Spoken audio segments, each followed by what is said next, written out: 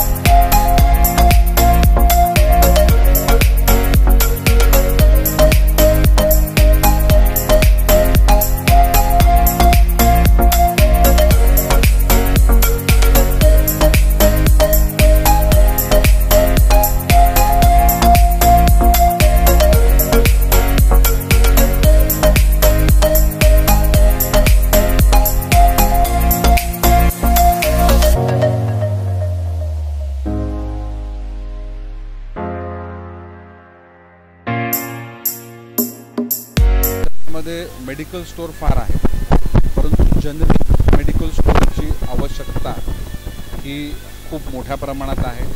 सर्वसामान्यांना न परवडणारी औषधं, आता प्रामुख्याने आजारी पडल्यानंतर हॉस्पिटलचं बिल वेगळं असतं, परंतु मेडिकल स्टोरचं बिल हे हॉस्पिटलच्या बिलपेक्षा जास्त असतं। आणि अशा वेळेस योग्य औषधं ही नागरिकांपर्यंत अल्प दरामध्ये उपलब्ध होणं हे अत्यंत गरजेचं आहे। आणि मला खूप आनंद आहे की जनरिक मेडिकल स्टोअरचं संख्या ही ऐरोली मतदारसंघामध्ये वाढते आणि एक चांगली सुविधा नागरिकांकरता उपलब्ध होते। आताच आपल्या शहराला देशातलं राहण्यायोग्य शहर म्हणून दुसरा क्रमांक आपल्या शहराचा मिळाला।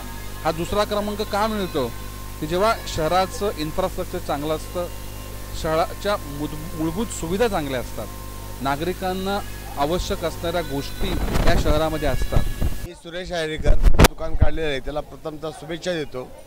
आणि खरोखरच एक चांगला उपक्रम त्यांनी राबवलेला आहे।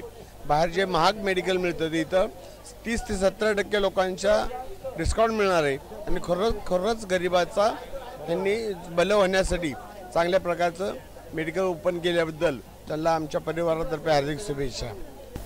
कोपरखैरण्यामध्ये सर्वप्रथम आपण आविष्कार स्वस्त औषधी सेवा जेनरिक मेडिकल स्टोअर या नावे सर्वात पहिले स्वस्त औषधी सेवेचे मेडिकल स्टोअर आपण चालू करण्याचा उद्देश हा होता की सर्वसामान्य गोरगरिबांपर्यंत आजकाल जी महागडी औषधे आहेत ती स्वस्तात मिळावी।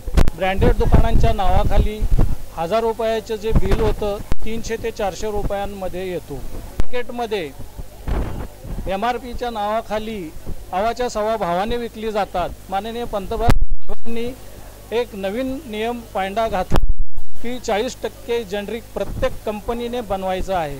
त्यामुळे सिप्ला, रॅनबॅक्सी अशा मोठमोठ्या कंपन्या यांना 40% जेनरिक आणि ते स्वस्त भावामध्ये विकावं लागतं। स्वतः पुढाकार घेऊन मी लाईनचा नसूनही मी त्यामध्ये पुढाकार घेऊन हे जेनरिक मेडिकल म्हणून सुरू केलेले आहे।